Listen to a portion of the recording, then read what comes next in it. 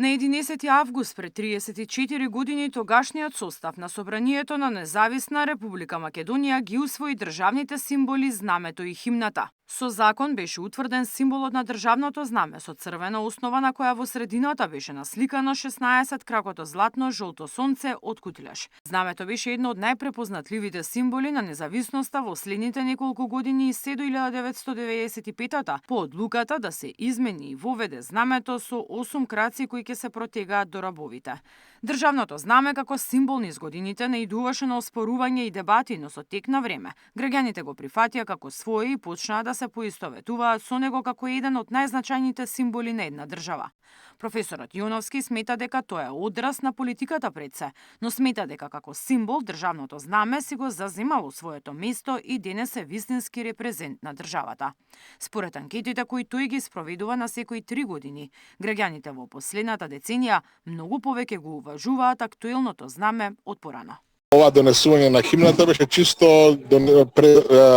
озаконување на она што веќе постоеше, така да тука нема некоја поголема промена. Истата химна е и до ден денеска и до сега е прифатена како символ, никој не ја спори химната, освен дел можеби од албанските деловите од албанската заедница кои што во време на време доаѓа со изјави дека не чувствува како своја, додека од страната од македонската, да речеме, македонската заедница, таа е прифатена, не познати некои одстапки. Текстот на Денес над Македонија од Владо Малевски и музиката на Тодор Скаловски како химна биле веќе во употреба, по референдумот за осамостојувањето на Македонија со закон била само потврдена со гласање во собранието.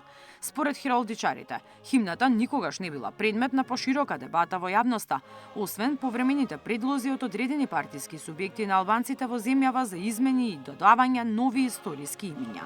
Освен една, да речеме, група, како да ги наречеме, тврдокорни, кои што никако не го прифаќаат денешното државно знаме и го нарекуваат со погордни имиња, тоа е дел од нашите символи, нашите државни символи. Државните символи ги пропишува државата. Ние можеме да имаме своји размислувања за нивната употреба, за нивната естетика, но сепак треба да имаме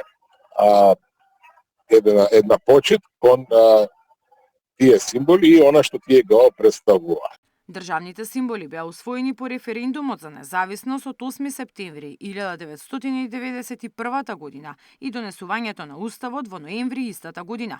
Македонија со овие закони ја заокружи целосно државноста како нова, суверена и независна република со своји државни институции. Мирјана Давидовска, Сител телевизија.